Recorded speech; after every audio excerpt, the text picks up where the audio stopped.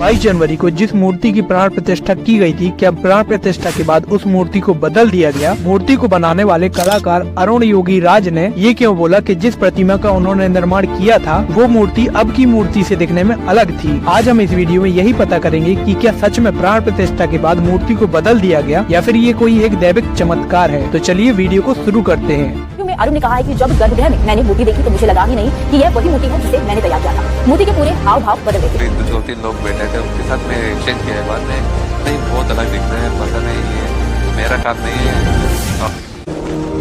22 जनवरी 2024 रामलला की प्रतिमा की प्राण प्रतिष्ठा होने के बाद ये तारीख हम सभी लोगों के लिए एक ऐतिहासिक तारीख बन चुकी है। रामलला की प्रतिमा का आकार बाल स्वरूप में बनाया गया। सनातन धर्म के अनुसार जन्मभूमि में बाल स्वरूप में उपासना की जाती है। इसी वजह से भगवान श्री राम की प्रतिमा को बाल स्वरूप में निर्मित किया गया है। प्रतिमा का निर्माण श्याम शिला से किया गया है। इस शिला का रंग काला होता है, इस कारण से भी प्रतिमा श्यामल है। इस काले पत्थर को कृष्ण शिला भी कहा जाता है। वाल्मीकि रामायण में भगवान श्री राम के जिस रूप के बारे में बताया गया है उसमें उन्हें श्याम वर्णी, बेहद सुंदर, कोमल और आकर्षित बताया गया है। प्रतिमा को तैयार किया है मैसूर के प्रसिद्ध कलाकार अरुण योगी राज ने। अरुण योगी राज की पिछली 5 पीढ़ियां मूर्ति का निर्माण करती आ रही है। 17 जनवरी को ट्रस्ट की तरफ से प्रतिमा की पहली फोटो को सबके सामने लाया गया। प्रतिमा की फोटो अपलोड होते ही सोशल मीडिया में काफी तेजी से वायरल हो गई। मूर्ति की संरचना को काफी अच्छी तरीके से किया गया था, इसीलिए हर कोई कलाकार अरुण योगी राज की तारीफ कर रहा था। इसके बाद आता है 22 जनवरी का वो दिन जिस दिन प्रधानमंत्री मोदी, उत्तर प्रदेश के मुख्यमंत्री योगी आदित्यनाथ, साधु संत और लगभग भारत के सभी नामचीन व्यक्ति प्राण प्रतिष्ठा में शामिल थे। प्राण प्रतिष्ठा का कार्यक्रम पूर्ण होने के बाद उस दिन रात में ऐसा लग रहा था कि मानो एक बार फिर से भारत में दिवाली मनाई गई हो।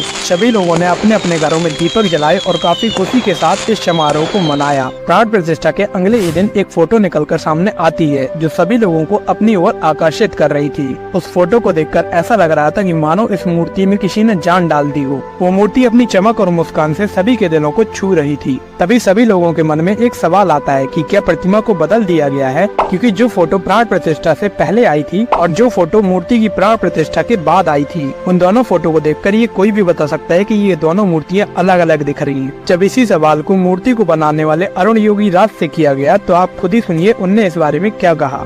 हो गया वो अंदर जाते ही भगवान बहुत चेंज हो गया। मेरे साथ कोई 2-3 लोग बैठे थे, उनके साथ में एक्सचेंज किया है। बाद में नहीं, बहुत अलग दिख रहा है, पता नहीं ये मेरा काम नहीं है। और उन्होंने अलग रूप ले लिया अंदर जाके। अब यहाँ पर हमें अपने एक सवाल का जवाब तो मिल जाता है कि प्राण प्रतिष्ठा के बाद मूर्ति को बदला नहीं गया, मगर अभी भी हमें अपने दूसरे सवाल का जवाब नहीं मिला था कि आखिर मूर्ति का स्वरूप कैसे बदला। इस सवाल का जवाब जानने से पहले आपको ये समझना होगा कि प्राण प्रतिष्ठा क्या होती है और इसमें होता क्या है। प्राण प्रतिष्ठा 2 शब्दों से मिलकर बना है। प्राण जिसका अर्थ होता है जीवन और प्रतिष्ठा का अर्थ होता है किसी भी चीज की स्थापना करना। सनातन धर्म में जब भी किसी मूर्ति की प्राण प्रतिष्ठा की जाती है तब मंत्रों द्वारा उस देवी या देवता का आवाहन किया जाता है। आवाहन का मतलब होता है बुलाना, कि वे इस मूर्ति में प्रतिष्ठित हों, और इसी समय प्रतिमा की आंखों को भी खोला जाता है। आपने देखा होगा किसी भी मूर्ति की प्राण प्रतिष्ठा से पहले उस मूर्ति की आंखों को ढक दिया जाता है। वो इसीलिए ताकि प्राण प्रतिष्ठा के मंत्रों द्वारा उस मूर्ति पर जीवन डाला जा सके और प्राण प्रतिष्ठा के बाद उस मूर्ति में देवी या देवता का अंश आ जाता है। हमारे वैदिक मंत्रों में काफी शक्ति होती है। हाँ, यहाँ पर आपको एक बात और समझनी होगी कि आज के समय में ऐसे साधु संत बहुत कम ही बचे हैं जो इन मंत्रों का सही तरीके से इस्तेमाल करना जानते हैं। इन मंत्रों का सभी साधु संत लोग उपयोग करना नहीं जानते हैं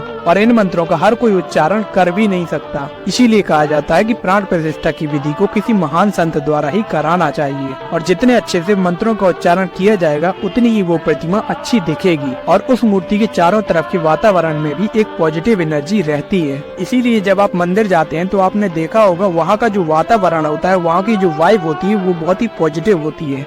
एक तो हमारे शास्त्रों में मंत्रों में बड़ी सामर्थ्य है।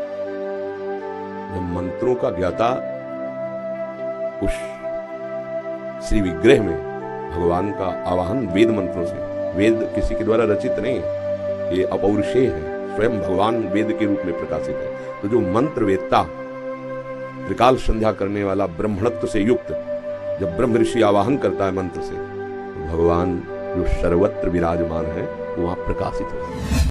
आपने रामायण या महाभारत में कई बार देखा या सुना होगा कि बहुत से लोग या साधु संत यज्ञ किया करते थे और उस यज्ञ में वे इतने शक्तिशाली मंत्रों का उपयोग करते थे कि वे उससे कुछ भी वरदान प्राप्त कर लिया करते थे। आपने महाभारत के युद्ध में देखा होगा कि बाण चलाने से पहले सभी योद्धा अपनी आंखें बंद करके कुछ मंत्र पढ़ते हैं। तो मैं आपको बता दूं कि उस वक्त वो योद्धा यही शक्तिशाली मंत्र पढ़ते हैं ताकि उनके साधारण बाण में एक शक्ति आ सके। आपने देखा होगा कुछ बार योद्धा ब्रह्मास्त्र का भी उपयोग करते हैं और ब्रह्मास्त्र का प्रयोग करने से पहले भी बहुत देर तक मंत्र पढ़ते हैं। तो उस वक्त वो अपने बाण में ब्रह्मा जी का आह्वान कर रहे होते हैं। मुझे लगता है कि अब आपको समझ में आ गया होगा कि श्री राम लला की मूर्ति को बदला नहीं गया था, बल्कि उसमें प्रभु श्री राम का एक अंश को आह्वान किया गया था। इस कारण से वो मूर्ति आकर्षित, दिव्य और चमत्कारी दिख रही है। आप जब अयोध्या रामलला के मंदिर जाएंगे तब आपको रामलला की मूर्ति के आसपास का जो वाइब होगा, जो वहाँ का वातावरण होगा, वो भी आपको आश्चर्य करेगा और वहाँ पर आपको एक अलग ही पॉजिटिव एनर्जी महसूस होगी। हमारे आसपास बहुत से ऐसे लोग होते हैं जिन्हें जब ये सब बातें समझ में नहीं आती हैं तो वो इसे अंधभक्ति का नाम दे देते हैं, खासकर कि आज की हमारी यंग जनरेशन। तो मैं उन लोगों से बस एक ही बात कहूंगा कि हमारे सनातन धर्म में हर एक चीज के पीछे कोई न कोई लॉजिक छिपा होता है। तो आप पहले उसके पीछे छिपे हुए कारणों को जानने का प्रयास करें, न कि उसे अंधभक्ति कहना शुरू कर दें। मुझे आशा है कि इस वीडियो में दी गई जानकारी आपको समझ में आई होगी। ऐसे ही संस्कृति और ग्रंथों से जुड़े वीडियो को देखने के लिए हमारे चैनल को सब्सक्राइब करें।